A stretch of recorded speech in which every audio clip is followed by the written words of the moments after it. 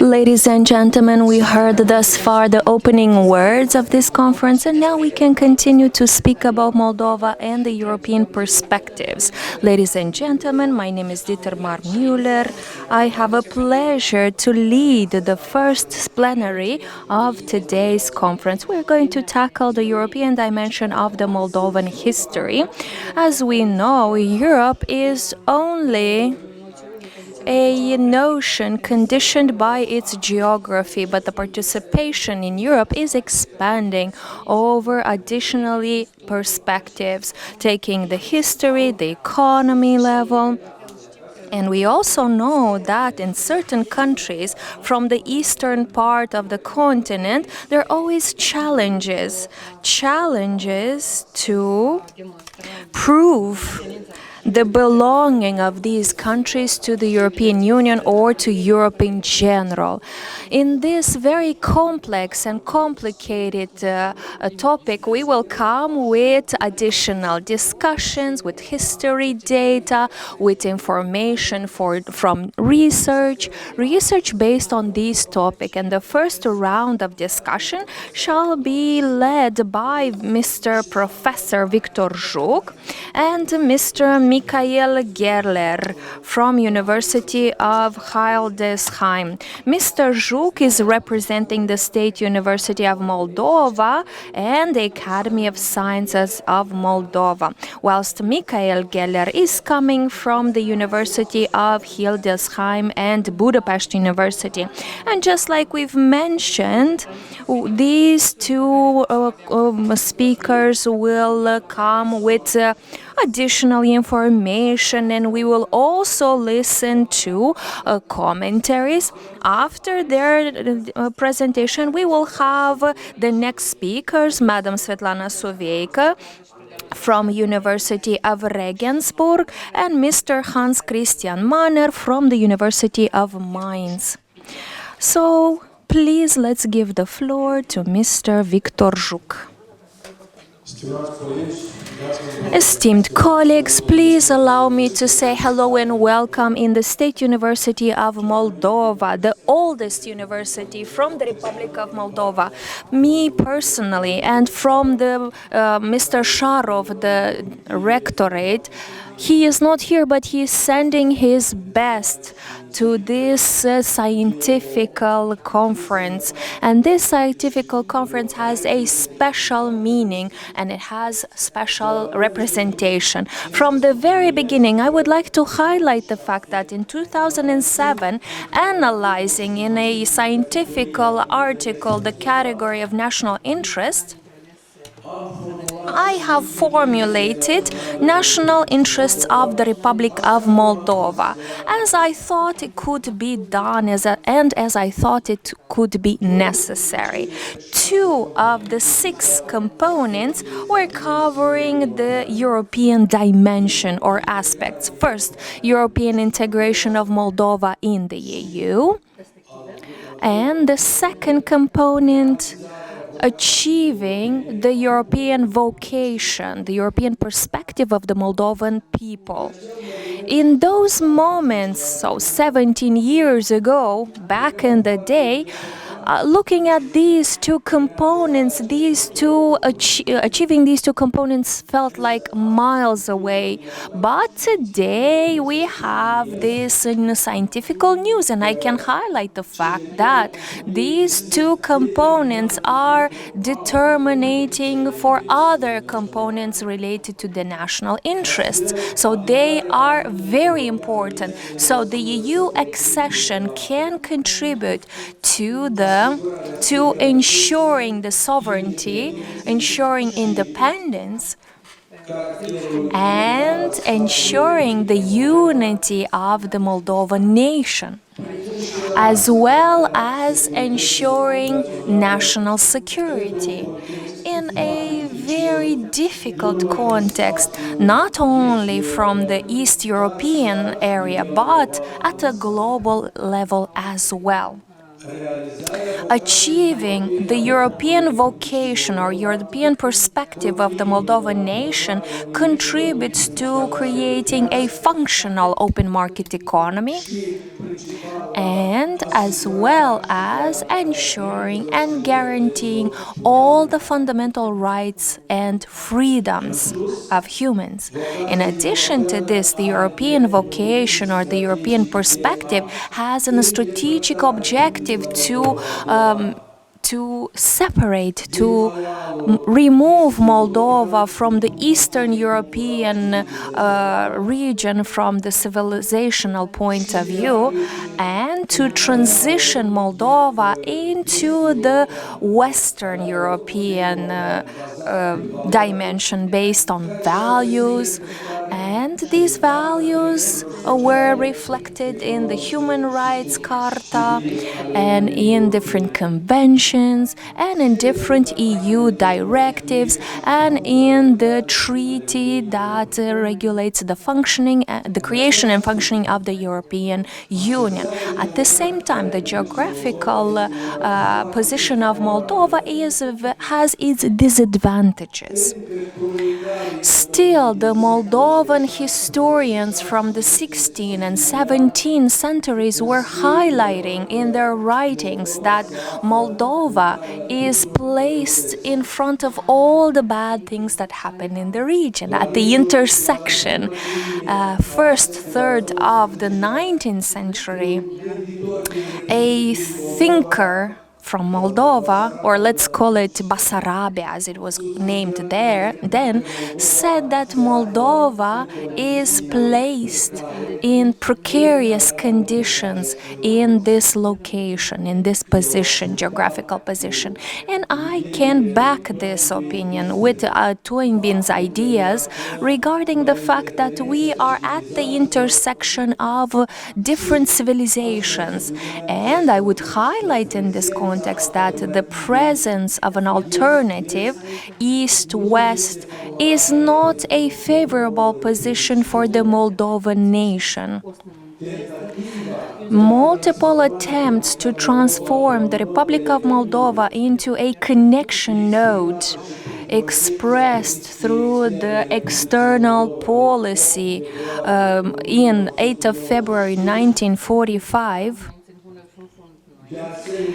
And so this initiative was unsuccessful. Why? Because in a globalized world, basically there is no need for connection bridges. There is no need for connection nodes as it was needed during the Cold War, including Yugoslavia. And the capacity of the Republic of Moldova doesn't allow it to fulfill such a role today. The Euro-Atlantical integration of Romania in 2004 contributes substantially to decreasing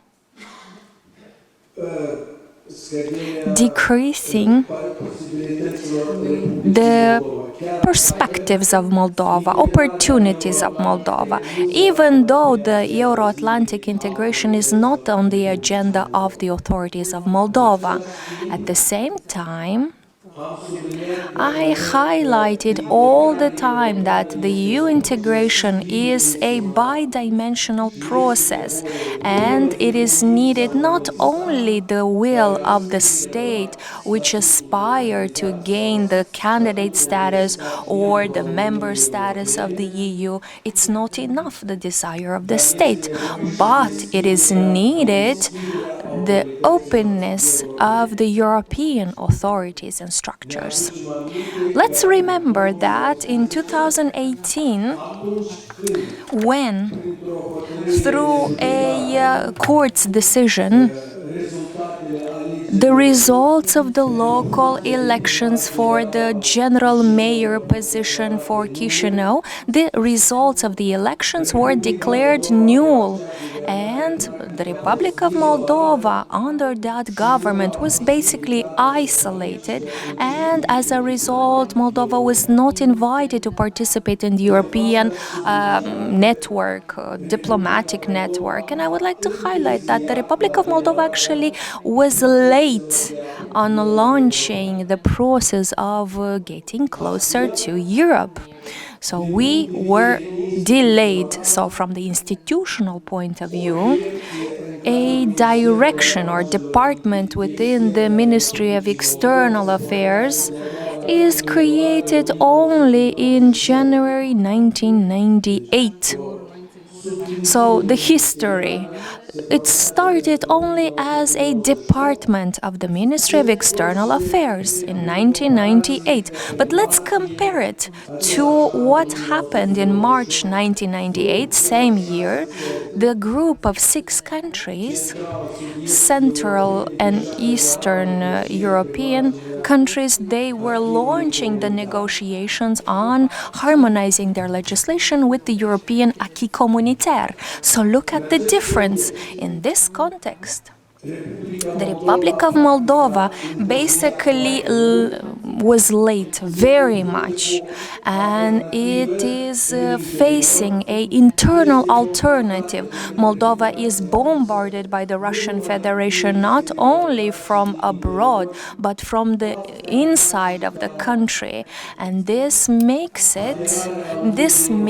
the process of the EU integration, it makes it not only a strategic priority and a strategic need, but also a crucial desire, because if the Republic of Moldova continues to delay its participation, if Moldova continues to be late and does not catch the 2030 target year, who knows when will be the next opening from the EU. Therefore, we have a very important electoral exercise to achieve and to fulfill, and I hope and I think that the results will be equally to the Moldovans' aspiration to the EU. Thank you so much. Thank you so much, Mr. Zhuk. Thank you.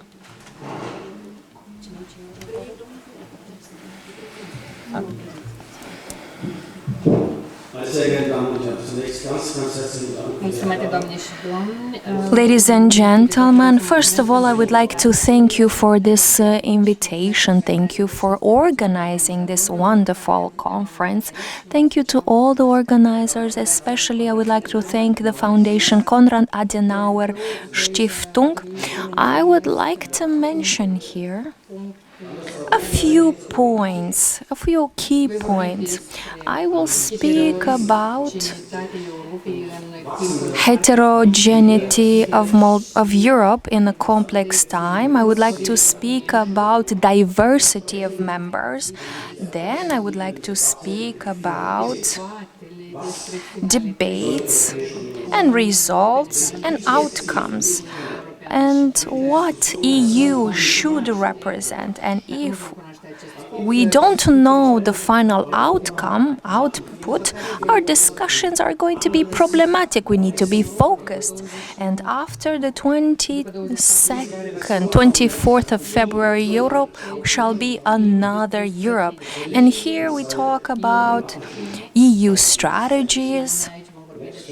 Here we also speak about problematic strategies from Europe and different approaches towards the war in Ukraine.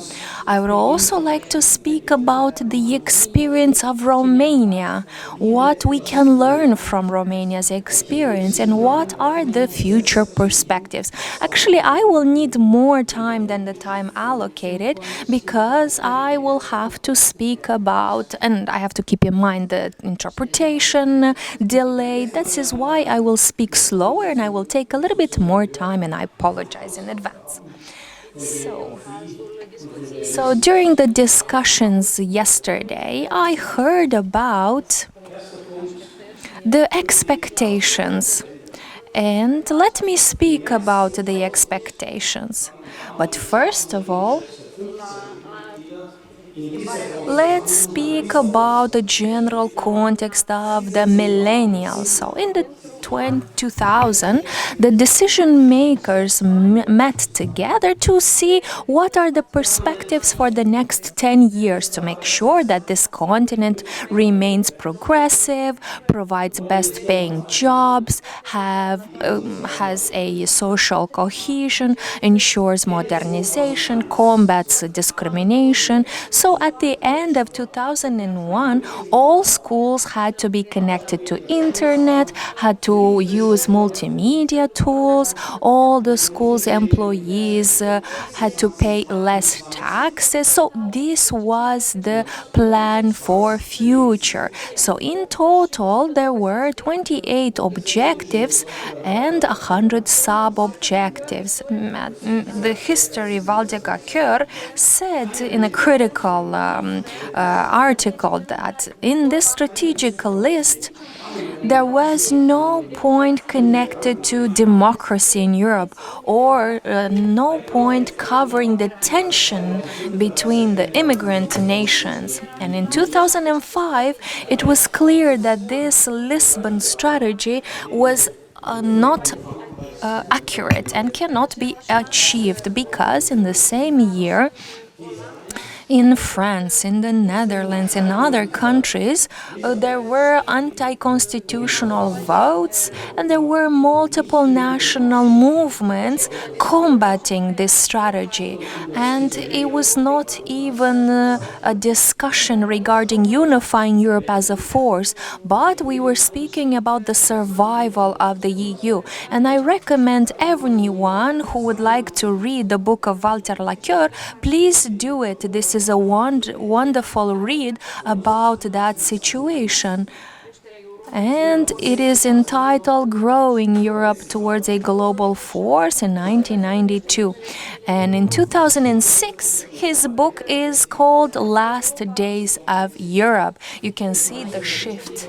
And if we look at the heterogeneity and increased perspective, we noticed a crisis of trust among the EU members. We're not speaking about political incompetence, but we are speaking about deep structural issues. And these two elements, like political expansion, which was considered correct approach for you, had a toll, had a price, and the price was increasing the diversity and fragmentation. And once the new members became members, yes, the EU became bigger, but it became more fragmented and it was harder to manage. So let's look at the third point. The EU, ladies and gentlemen, the EU was founded by multiple countries, multiple states, and we should not forget this element. EU member states are owning their contract with the European Union, and the motto of Jean Monnet was that the pathway is the objective, not the final result, and discussing the objective is an open discussion. And this discussion is probably one of the biggest mistakes of creating this European partnership. And we should focus. We should not look at the final result, but we should look at the process. And Dieter Green, the German constitutionalist, mentioned what is the difficulty, why it's important to leave the discussion open, why it's important to continue to discuss where is the EU going, what is the direction, how much to be expanded. And these discussions led to a lot of uncertainty. And I've tried to define I've tried to define how many transformations occurred in the last 100 years, and I counted about 20. But let's look at the most recent. In 2011, we had the Arabic Spring, but in addition to that, we had the winter, we had the autumn, we had war refugees, and then later we understood that the war refugees are used as a weapon of war to destabilize the EU and EU member states. EU member states that accepted the most number of refugees. Next crisis was COVID-19. This was another shock to the system. And this pandemic brought up a higher level of nationalism. It created a huge issue, debates and fragmented opinion regarding the vaccines. And a lot of measures that should have been taken were not taken because of the growing level of nationalism. The next point is the 15th of August 2021. When Kabul fell and the Taliban had their victory. And the West was recording their loss. The fourth detail is the 24th of February 2022. You know the details. It was a full invasion of Ukraine. And it was the expression of diplomatic failure and political failure, which led to war. And this brings us to the end of peace in Europe. 7th of October is the next date, which recorded the escalation of a frozen conflict, a conflict in the Middle East. We're talking about monotheistical religions combined with nationalism and extremism. And once again, the EU is speechless in front of this explosion of conflict. And the United States are another partner and actor which has very little force and participation in that sense. So coming back to the Lisbon strategy, the EU should go back to that strategy and see why EU was unable to respond appropriately to these 5 major crises. Looking back, let's see how many strategies EU has issued and how many it fulfilled. Well, I can count about 70 strategies in the main sectors. I will not name them, but let me speak about a thesis. If the EU is looking to implement these strategies, then we have to start from the fact that the institutions that exist now, the constitutions that exist now, and the financial means allocated to these strategies are insufficient. So, the Next Generation European Union, which is a fund established very fast, despite the opposition of other frugal states, other states that have issues with loans and grants, this fund was created. And what happened? There were financial transfers to different EU member states who had very, very big debts, and they had a weaker position, and this financial support was provided as non-reimbursable grants under the leadership of the EU strategy. And in this sense, the Lisbon contract or the Lisbon strategy does not give the right for further non-reimbursable grants. With Next Generation EU, this title sounds wonderful, but with this, the EU puts a burden on the next generation of EU member states because they will have to repay these funds. And we speak about a union of indebtedness without a monitoring institution over these debts. So the next question is the possibility of funding the strategies. Looking at Ukraine, very careful, the EU has a double strategy. On one hand, sanctions against Russia and support for Ukraine on all the levels. And the sanctions against Russia are greater than what was imposed initially after annexation of Crimea. In total, there are 14 packages of sanctions. But on the other hand, the support provided for Ukraine so that this country can survive. And as you know, Ukraine was bankrupt after the 24th of February, and the EU cannot change anything in this war. We can only support Ukraine. Of course, Ukraine was kept alive, but the EU diplomacy has a challenge here. What is missing is a EU diplomacy, because Laurent Fabius in 2014 was there and he studied the situation. Mr. Sikorsky analyzed the situation. They created a Normandy with Merkel or Poroshenko or Putin. There are different alliances created. So intergovernmental efforts were made.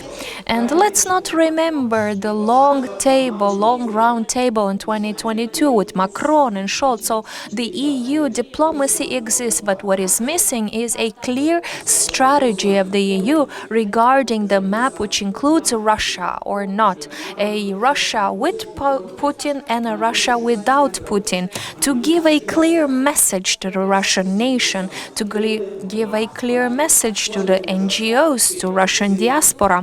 How would Russia look like without Putin? So this is missing. There is no clear strategy, a creative a complementary strategy which would complement the existing sanctions and which would complement the support to Ukraine. Another example is Romania. I recommend the book of Johann Richter. It is titled Last Train to the West. It covers the Romanian accession to the EU. Mr. Richter is German, and he was a advisor in the EU, and his book provides a very interesting perspective on his European expertise, and he was a deputy head of the cabinet of the Leonard Orban advisor. And you can find more information in the book about why there is so little euphoria in Romania currently regarding the position of Romania in EU. Why? Because there were different expectations. Romanian people had different expectations towards what EU accession can bring. It also includes details about that controversial mechanism which gave the Romanians the sensation of being under a guardianship. And that book also covers the complexity of the EU, the complexity which Romanians underestimated it.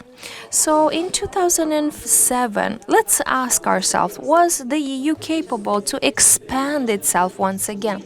And this is an important question, and I support the discussions because the main Mr. Pushkash Vasile, the negotiator, which by the way I had the opportunity to talk to him, and he said that yes, Romania jumped into a fast speeding driving train, and this was back in 2006-2007. And a few more key elements, and then I will close. Richter is asking himself, and I think that this question goes for Moldova as well, how long does a country needs to stay into the waiting line before becoming a EU member? Yes, we can talk about the economical development, we can talk about harmonization, we can talk about the rule of law and going through reforms, but in Richter's book it says the idea of The idea to implant democracy from the outside is something which cannot be achieved. Democracy can and must grow from the inside of the country and cannot be taught from the external forces. And internally grown democracy needs to have huge support. And another relevant idea is that no candidate country should have a conflict with a neighboring country, and every country should solve or regulate or clarify their conflicts with their neighboring countries. It's impossible to go forward. Another opinion comes from Mr. Balázs Péter, who spoke about his experience from the European side. So, from Europe, there was not enough expertise for the candidate countries, and it was neglected the tension between the member states and candidate countries, because there were some historical tensions there. Speaking about losing the competences and movement of specialists from one country to another, of course, brought up their problems. And another point is that there was an exaggerated level of optimism. When we speak about the EU, we have to moderate the optimism and expectations so that we do not get disappointed. And I spoke about the strategies and the perspective, not only about Moldova. I spoke about the entire context, and this was my objective, to bring a realistical perspective of Moldova and EU. I hope it was clear, and I apologize for taking longer than allocated to me, because I kept in mind the interpretation. Thank you so much. Thank you so much for your interventions. I hope to have questions and comments. And now we go on, and even though we slightly went beyond the time slot, we'll have some time for the second round. Go ahead, please.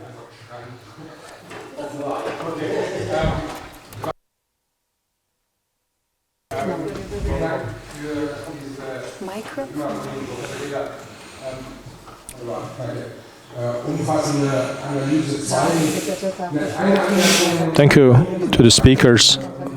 This was a very comprehensive analysis, and I'd have two comments to make, if I may. I share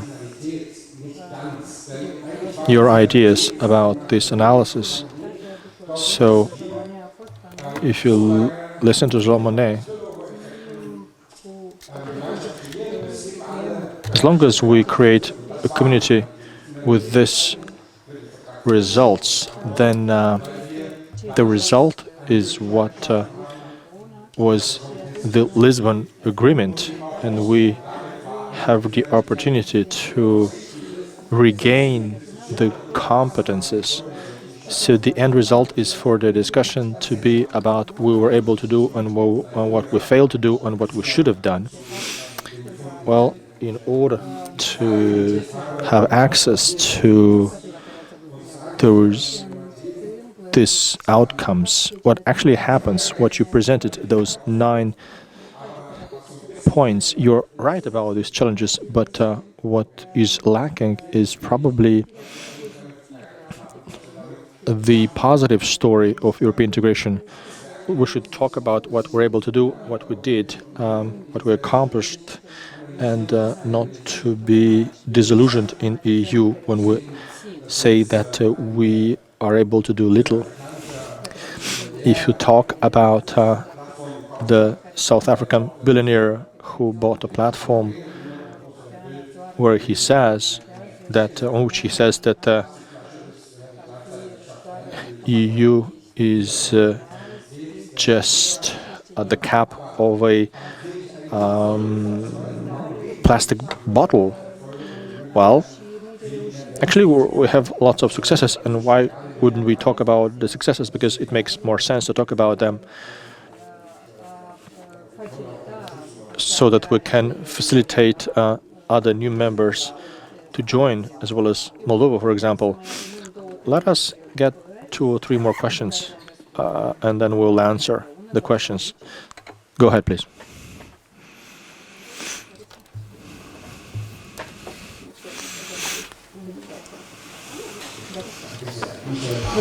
Thank you very much, Michael Martins from the Frankfurt newspaper. Thank you for what you briefly said. I have a question. You mentioned it, but you haven't gone too deep into it, and I'd like to refer to it. And namely, what should we learn from this? What would be the outcome? We're talking about European strategy. We're talking about Scholz, or if we refer to Russia in general, you talked about the long table where the negotiations with Scholz have taken place, as well as Macron, who was at that long table. But what would be the European strategy? With whom should Borrell talk in Moscow? Can you explain what you meant when you said that there is a lack of European strategy? Thank you.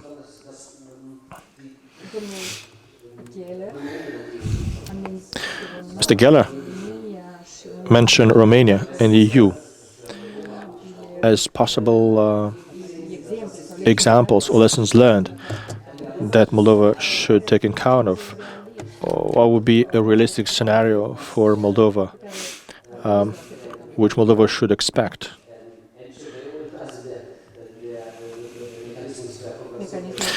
The mechanism for cooperation and oversight, would that be a best case that Moldova should embrace, as well as Ukraine? Mr. Gehler, go ahead.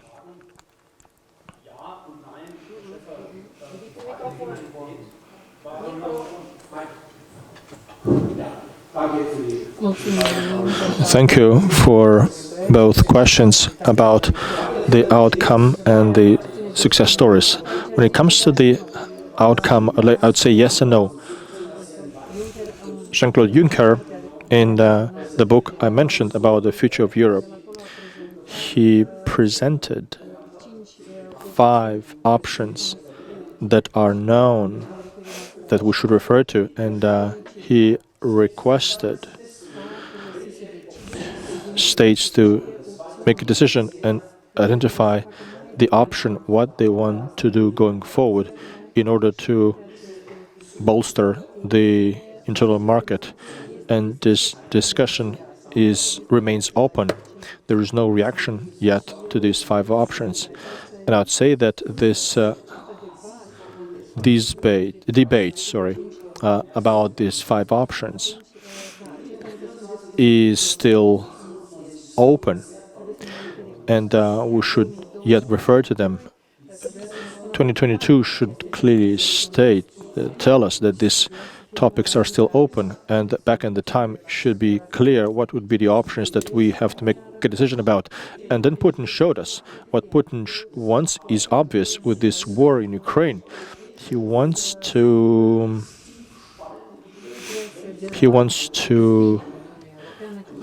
divide EU as much as possible. And now the question is whether we can counter this policy. Well, look, EU is a success story. The customs union, the common trade, the internal market, the currency union, no one can challenge this. And as I said, and Jean Monnet also mentions that, he mentioned the successes, but the European Union is now facing challenges and certain realities.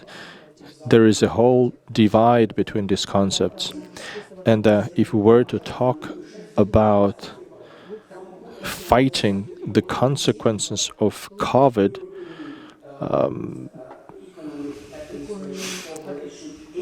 Then the Agency for Cooperation and Development of the European Economy, which was responsible for the financial oversight and control, should ask the question, where were the money invested?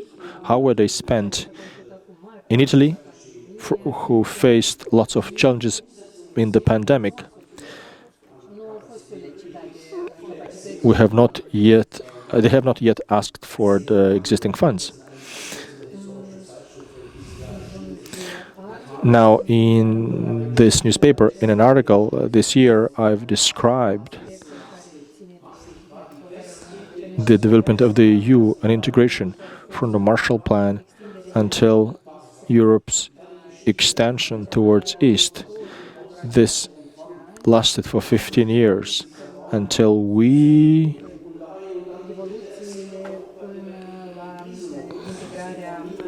ended up integrating Romania, as well as having the Lisbon Treaty. And I have described the evolution until today, the crisis that we're going towards now. And I should mention that the EU is not a global power. The EU is not a totalitarian power. If we're still talking about our dependence on raw materials, for instance, France imports uranium from Russia for its nuclear power plants, or we dependent on other raw materials from China. This has to be clearly stated, because that talks about the role of Europe in NATO. And all of these items, but also they become ever more important. And I should mention about two strategies. On the one hand, a massive support for Ukraine, which we must continue. And this strategy is ever more criticized. But another strategy is to counter the machinery of the Russian war machinery. Well, we need to reduce the Russia's capabilities to attack, to wage war, and we can compare this to what Roosevelt and Churchill did, and now we have to create another model compared to the one proposed by Hitler for Europe. We now have to ask the question, how do we picture EU? How do we picture another Russia in order to have some perspectives? So, for instance, Stalin, after Berlin blockade, would never talk, would never negotiate. But how should Europe look like after this war? How should we behave with Russia after this war? We must make these statements public, and they must be clear and conclusive. We need to talk about Europe and Russia after Putin and after the war.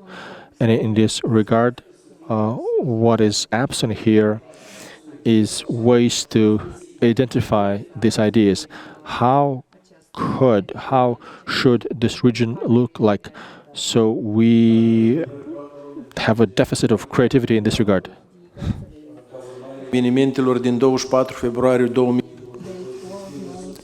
So the world order changes after the war. We can see the position which changes in Germany. Now Germany has transited from political correctness to a substantial assistance provided to Ukraine, which was inconceivable in March-April 2022. But these changes were not in 1999, when there was an extension of NATO, were not in 2004-2007, when NATO extended and Europe extended, enlarged. Of course, Europe has to have more plans, more scenarios, but it is very hard to understand how will Russian Federation look like and when will this war end. I think that currently there is no prerequisite and there is no context for this conflict in its active phase to end. When it comes to the EU, the financial aspects that Mr. Gehler talked about, of course, the problem of absorption of new countries is fundamental, but at the same time, neither Moldova with Ukraine, which are coupled, nor the Western Balkans are not talking about the budgetary framework 2021-2027. Maybe Montenegro, but they also consider that they will get into 2028. Well, when the next 7-year budgetary framework for the EU will be developed, I think that the candidate countries which negotiate the acquis communautaire must have a voice. My Sando said 2030. I think that this is quite an optimistic time frame. I am cautiously optimistic about 2030, but we'll leave and see. A lot depends on the negotiations, because the legislation of Moldova, when it comes to the contents, is Euro-aligned. It is harmonized to the community standards. Well, whether we can implement them, well, that's another story. Well, they take European law, it is implemented by Moldovans on Moldovan soil, and the results are Moldovan results. Well, in the candidate countries from Eastern Europe and from Southeastern Europe, EU is very much idealized in these countries because these states are beneficiaries of European funds.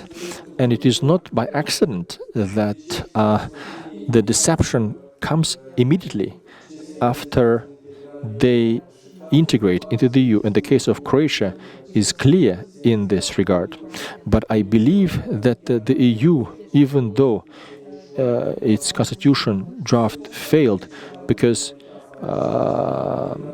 they requested the fifth integration point, which is political integration. Well, the Lisbon Treaty found its place when from the internal institutional point of view, but a lack of enlargement. And we can see the case of Turkey. Probably Turkey is tired of waiting, and they think that it's better to go to BRICS or to Shanghai cooperation rather than the EU, because the illusions and expectations must be taken into account. But of course, in the new context, which is about total uncertainty, we need certain scenarios for the post-conflict period. Thank you.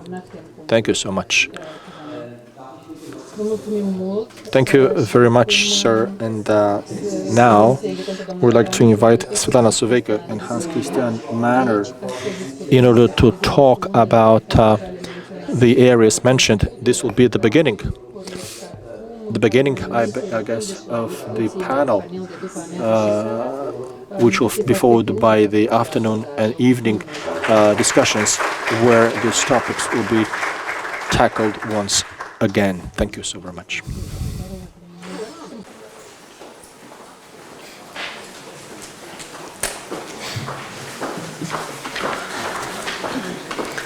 Also wir schleppen ein bisschen an Verspätung mit uns und Yes, we are a bit behind the proposed agenda, but it's okay. And probably we will cut a little bit the coffee break so that we can keep in line with the proposed agenda. So, dear participants, the invitation to take part of this event honored me and also made me very happy because it reflects my return to my alma mater where I studied and I taught for more than 10 years. So I will try to go faster and I will read my speech. So we live in a very complicated time. The war in Ukraine was launched with a destructive power, and this raised in the society the collective memory of different wars. And this war has a high level of violence which amplified different opinions about different ideologies, and this brought very serious consequences for the Eastern Europe. The comparison between the current invasion in Ukraine compared to the Second World War is used broadly in Ukraine and in Moldova. And there is a parallel between the Grey War, which includes violence, hunger, and destruction. In Moldova, the opponents of EU integration says that EU was an invention of the recent years, and it includes the elitist perspective. But on the other hand, the supporters of EU integration speak very often of the positive aspects of the historical events, but they ignore the complex and uncomfortable topics. So I will reflect how the two world wars manifested in the region and how they were seen in the European continent and how these wars influenced the identity of Moldovans. I will speak about 4 dimensions: strategic, economical, social, political violence, and the forced migration phenomenon. Under the first topic, strategy, Basarabia is an eloquent example of dynamics of different movement between the two wars, and it reflects the continuity of geopolitical wars and imperial actions. And looking at the Western Europe combined with the fights for local power transformed the Eastern European region into a very volatile position. The Baltic countries and Ukraine, and next to them Basarabia was in the middle of the conflict from multiple powers, especially Russian Revolution, where the Poland and other regions were occupied by the Central Power, and they were aiming to use the local resources and to create a buffer zone. So it's about the political status of Basarabia. It's about Brest-Litovsk, Buftia, and the peace conference from Paris, the Declaration of Independence of Democratic Republic of Moldovan Republic issued by example of Ukraine would not offer guarantees of stability and security. Ukraine wanted to attach Basarabia. The Central Powers, Entente, offered these guarantees, safeguards internationally. The intervention of West, the civil Russian war, and the support offered to anti-Bolshevik forces were part of the attempts to counter the influence of Bolsheviks and its extension in Europe. The fact that Basarabia became part of Romania meant the salvation of its citizens from Bolsheviks.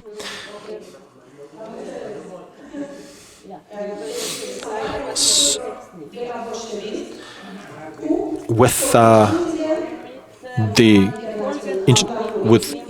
economic, political, social consequences, even though in 1918 the Basarabian elites supported various political options when it joined Romania to the autonomy with Ukraine, or when they went to the protection of Russia, which was ruled by a king. They were anti-Bolshevik, all types of elites. So a key factor in securing the support of allies interested to create here a buffer zone.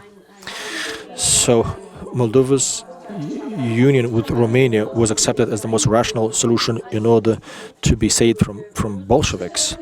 World War II did not offer political options to Basarabia, which was part of the Nazi-Russian rivalry as a result of Stalin-Hitler Pact from 1939.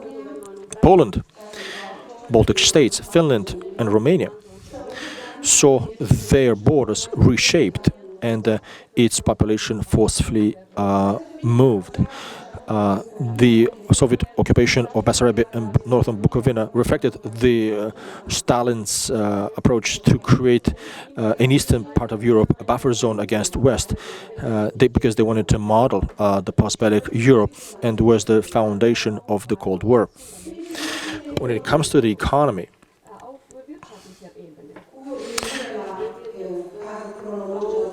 if you go back to the World War I, the Central Powers supported Bessarabia's unification with Romania because they benefited from the cereals of Bessarabia because of the deficit of food. Now they wanted to... That was a form of war, which was first of all about the citizens from the Berlin and Vienna.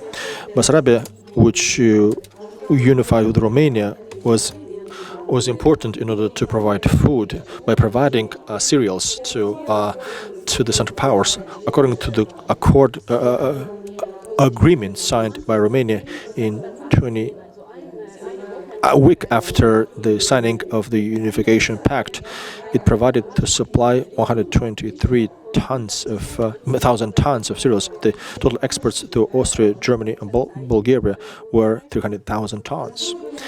Now, World War II was about hunger and economic loss. Both the Soviet government as well as the Nazi government saw the Ukraine as the grain basket, because it was essential to use its agricultural resources to continue the war. The economic capacity of Transnistria,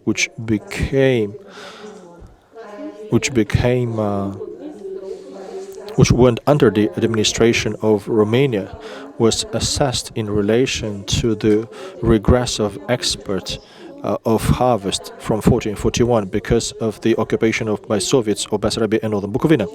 Now the two regions held 73% of the total area of soya. Between 45, 60% of Romanian exports went to Nazi Germany, and they collected 20% of yield from Transnistria.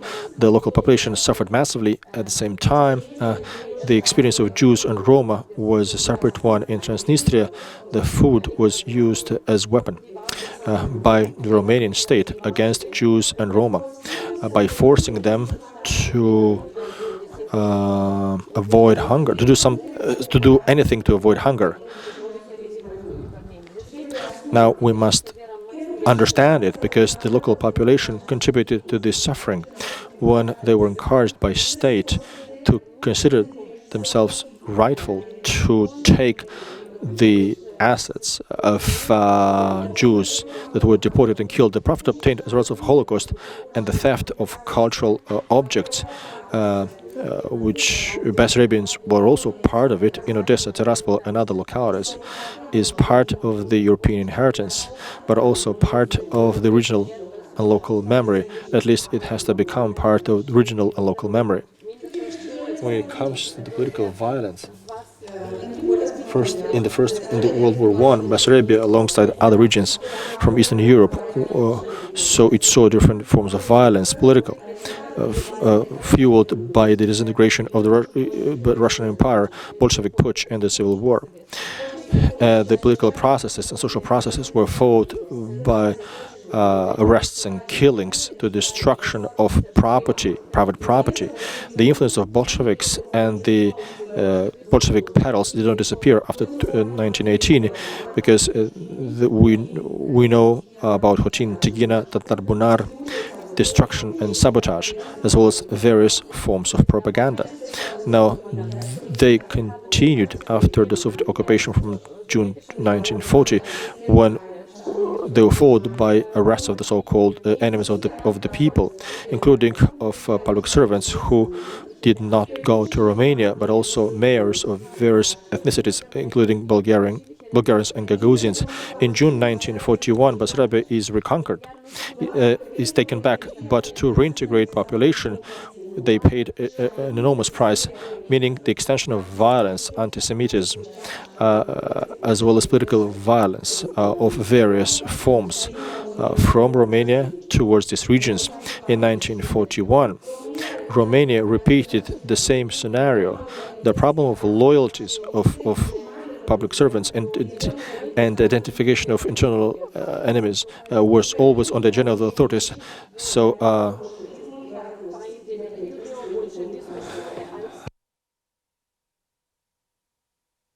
Transnistria, between Dniester and Buk, which was a land of racial violence between Jews and Roma.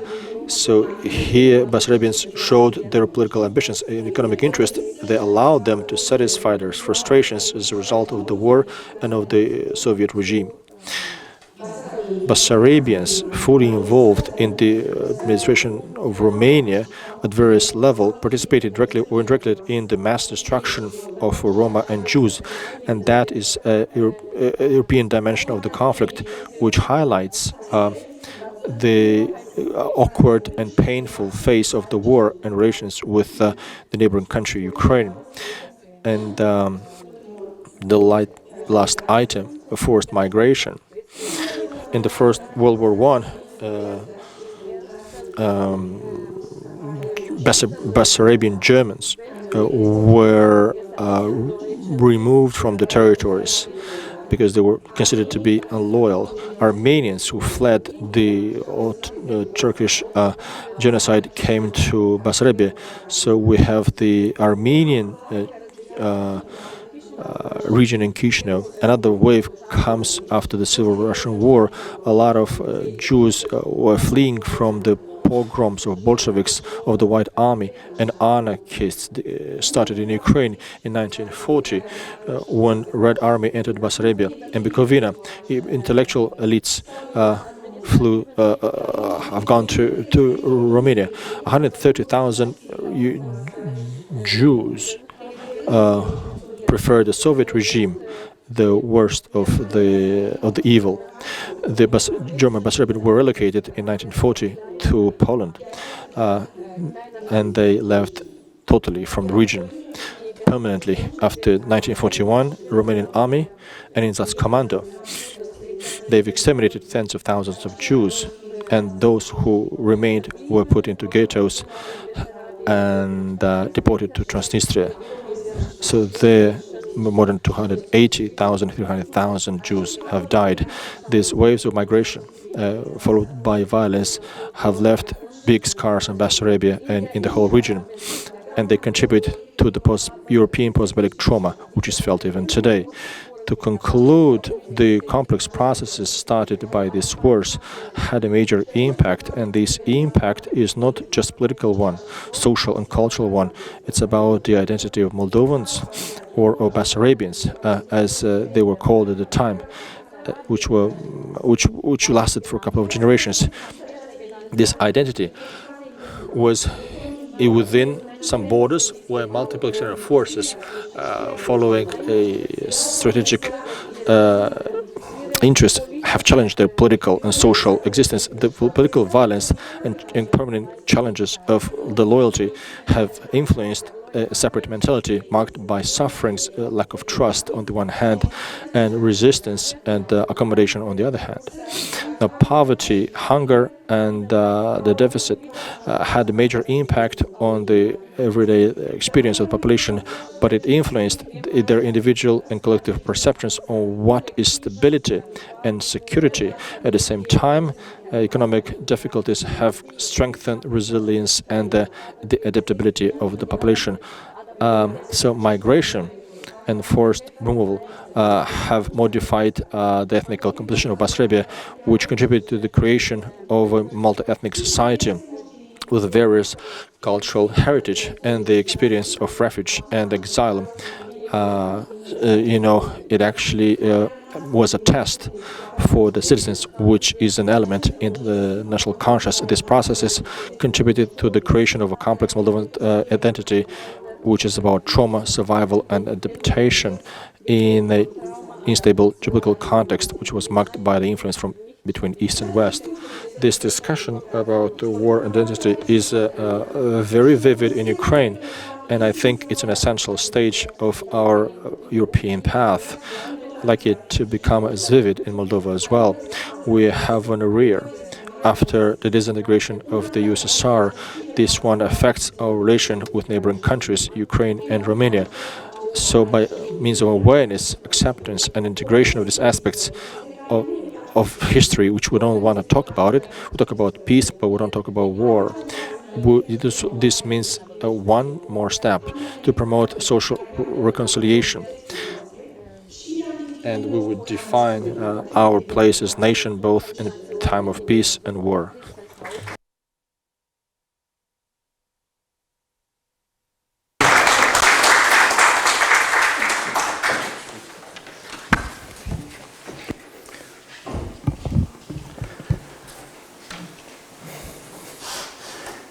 Guten Morgen, sehr geehrte Good morning, esteemed participants. First of all, I would like to thank you very much. A big thank you to the organizers of this forum. Thank you for the invitation. I accepted with honor your invitation, and I'm honored to be here in Chișinău. And I would like to send a big thank you to the organizers for doing a great job. And as they say in the United States, you did a great job. My commentary regarding Madam Svetlana Suveica's speech and her comments focuses on identity. So before I comment Svetlana's speech regarding different wars and the participation of Ukraine, let me speak about European dimension. Moldova's history cannot be perceived and analyzed without its European dimension and without understanding the historical context. In the specialized literature, the European dimension term is described or explained using other words like European orientation, Europeanization, modernization. But looking at another definition, we see the European dimension as an openness towards West, adopting concepts and values from Western Europe. But if we speak about what this European dimension actually means, this would mean to define the content and the application, which starts with the unsolved issue of a lack of definition. The political science and didactical science which connected this term with European integration established that the European dimension should include the political side, history side, and the geography side. And we highlight three elements of this term. First of all, creating a conscience of this European dimension in a broad sense, promoting an open attitude, and third, understanding Europe as a community of values. In this context, we're asking ourselves,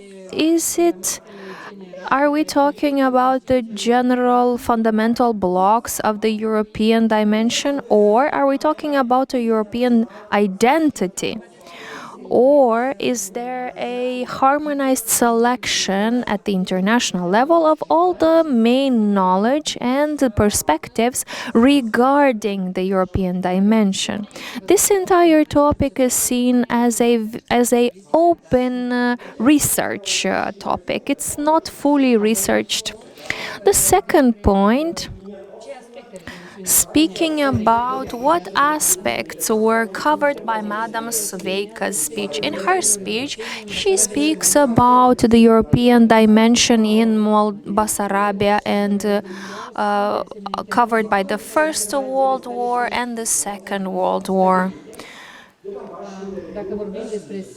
Speaking about the 19th to 20th century, we have the eastern region from Prut, and here we see the geopolitical conflicts and the imperial conflicts, which have a smashing impact on the history in these centuries. And also there is a enumeration of considerations of the importance of Bessarabia after the First War, Second World War. In this sense, Madame Suveica quotes the negotiations for and the attempt to recognize Bessarabia as a state. And she sees the unifying of Bessarabia with Romania as a European project promoted by the Central Powers, but also as a solution that would save the Moldovan population from Bolshevism. The political and military aspects of the European unification is analyzed next by Madame Suveica, and this is expanded to the economical side, social side, for example, providing grains to Bessarabia and another element in 1940, when the foods were used as a weapon against the Jewish and Roma population exiled from Bessarabia. And this leads to another European phenomenon in the 20th century, which left serious consequences. And here we're talking about the level of violence.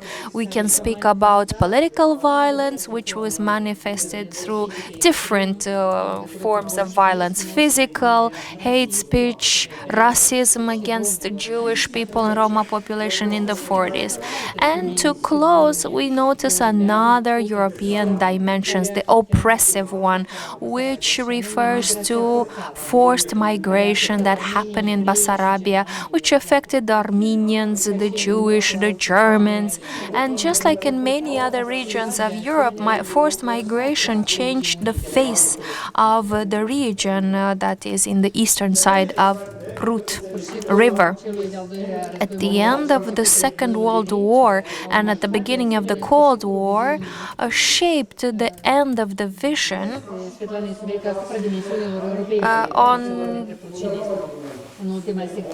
And in the last part of my commentary, I would like to bring more explanation to what Madame Suveica presented. First of all, a characteristics of the European history of the 20th century is the explanation or perspective of the regimes in Bessarabia.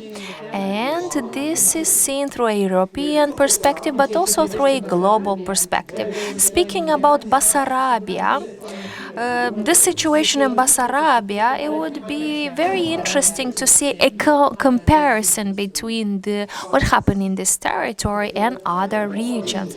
Second, looking at the history of Moldova, a specific significance is the interbellic region, because the unifying of Moldova, Bessarabia, with Romania is seen as a modernization.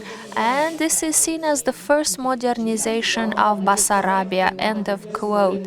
In this context, the period after immediately after the war is seen as a first project of bringing Europe into Bessarabia. As proof, we see multiple quotes here: universal voting, constitution from 1993, European and agricultural progress, industrialization, and cultural rebirth. All these perspectives corresponds to a point of view which is mentioned in Romanian history, especially after the 90s, where interbellic is seen as a golden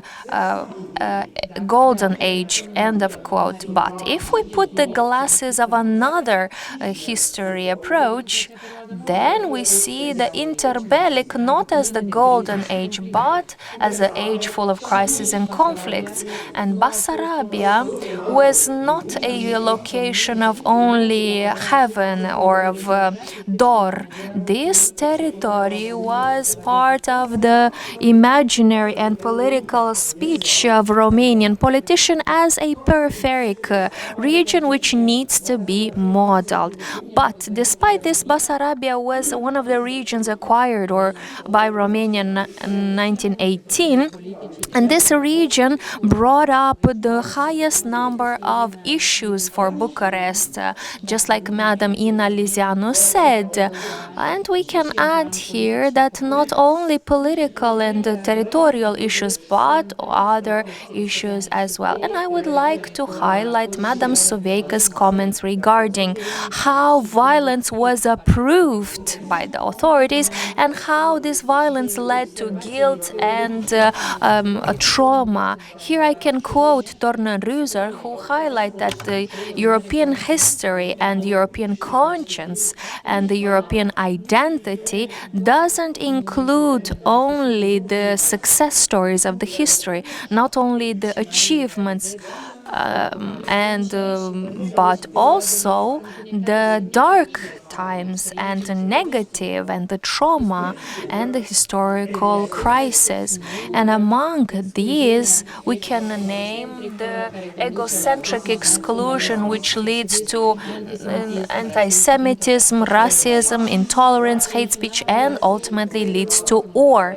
And the fourth point of Madam Suveica's speech, on which I would like to comment, she spoke about the creation of a Moldovan identity, which is complex, and it oscillates between European and Eastern aspects. Well, here I can comment, as a European project, the creation of European identity, we have to look at this project as it is, as a project of formulating a European identity. And here I can quote the words of Miroslav Hrov.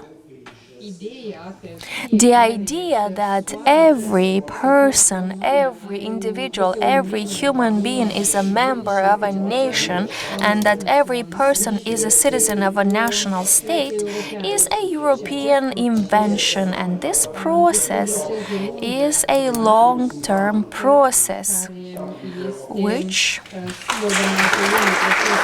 follows another process of evolution and progress. Thank you so much. Thank you for your intensive work on dimension, on definition. Thank you for proposing your ideas and commentaries. And thank you for contributing to Madam Suveica's speech. And now we have a few minutes for a coffee break, 10-15 minutes. After that, I invite you back. But before you go to the coffee break, let's open the floor for the questions. Maybe there are some questions from the audience.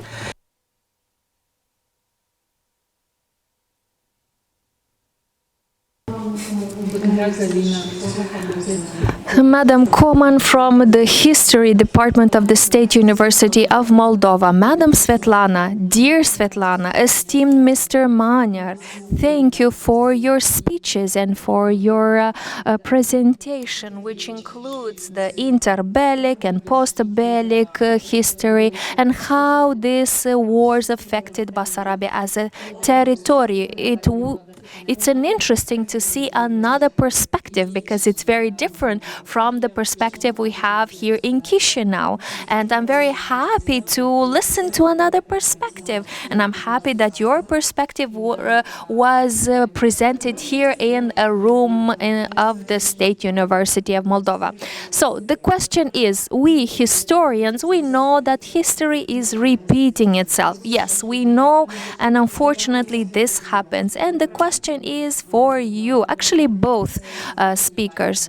Can we make a parallel with 1918 when, as Madam Suveica mentioned, there were two conditions present here. The local population wanted to be saved from the Bolshevisms, and and this led to the unification, which was favorized by the Entente and the Western Europe. I would like to ask, do you see the same parallel with the present time? We have the local population which would like to escape the danger of the Russian invasion or Russian war or Russian aggression, and the external forces need a success story, and they decided to take Moldova as a success story. I'm an optimism, and I see that there is some perspective for Moldova. Yes, Moldova is a small country, but let's not forget that a big part of Moldovan population has already European citizenship, and here we can explore it even more. And I know that the first round of negotiations were meant to be a cold shower, right? To wake us up and to bring all the work that we need to do. But still, I'm an optimist. I still believe that Moldova can go through all the necessary steps, and I think that Moldova is capable to decide for itself and to go through all the relevant steps.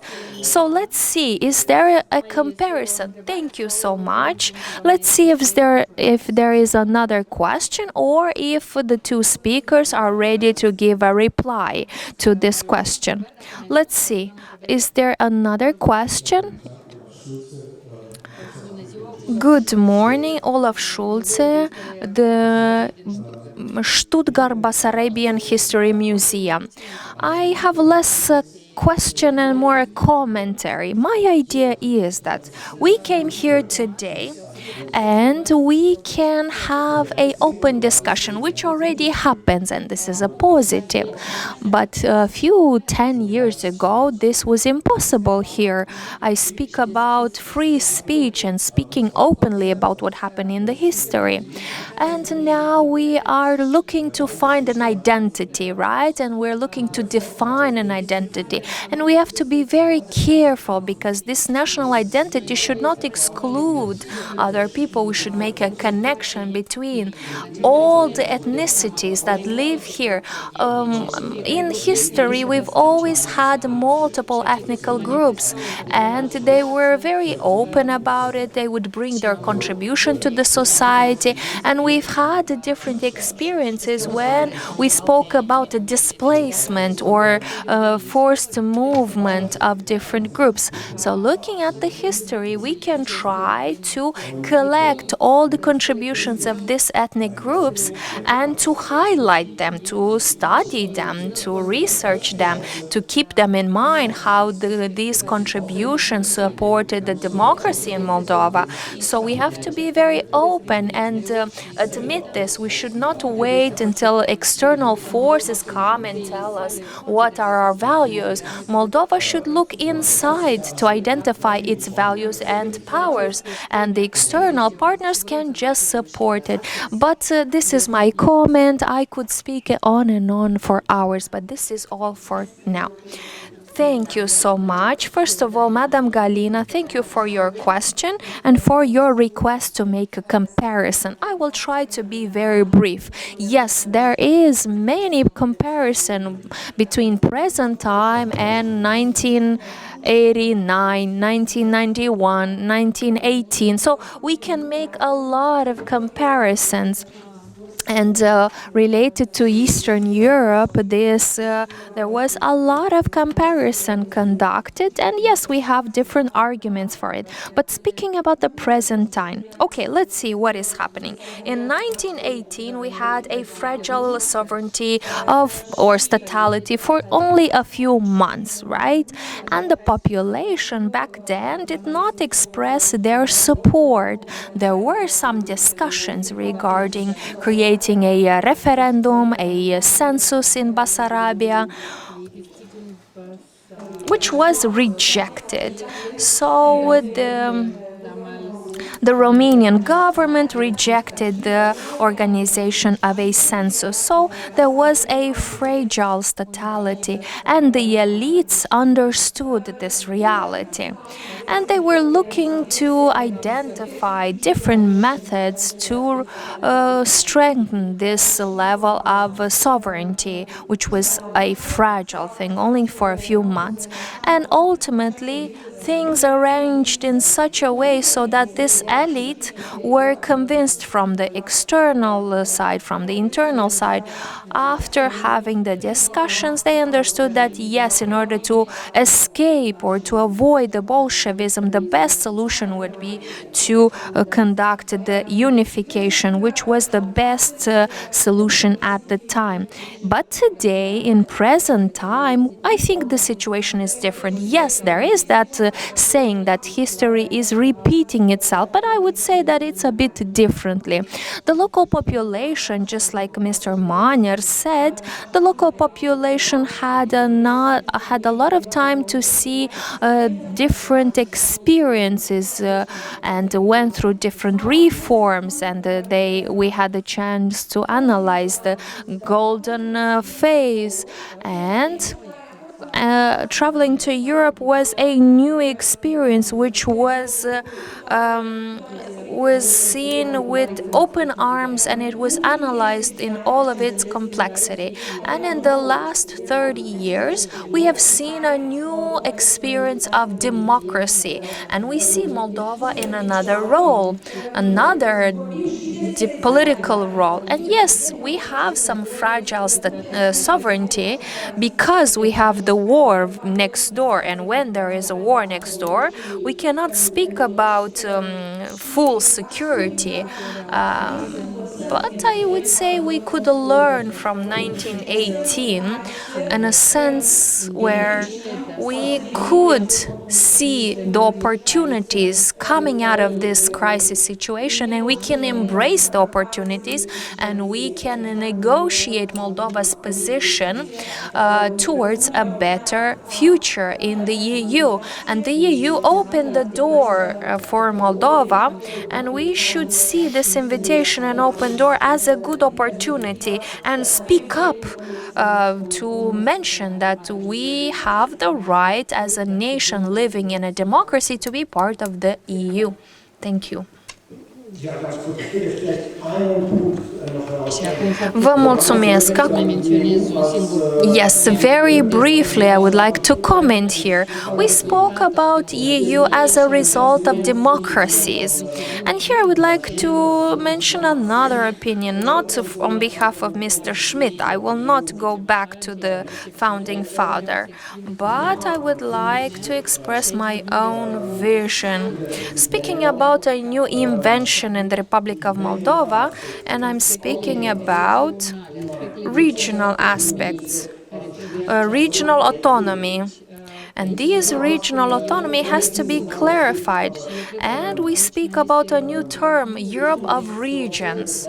And in this sense, we have a lot of work to do to support different regions, but we should not fully compare the past with the present. Why? In the past, it was important to speak about building national states. It was important to consolidate democracy, but now we are in a new century, and we have to look how much those past concepts help us today, or is it worth looking at a new concept so that we avoid extremism and exclusivism. And I liked very much the fact that there is such a workshop which opened the discussion about Moldova. What can we learn about Moldova's history? What can we compare it with? And I am coming from a university where I know different methods of teaching history. And in the history classes, I know that we are learning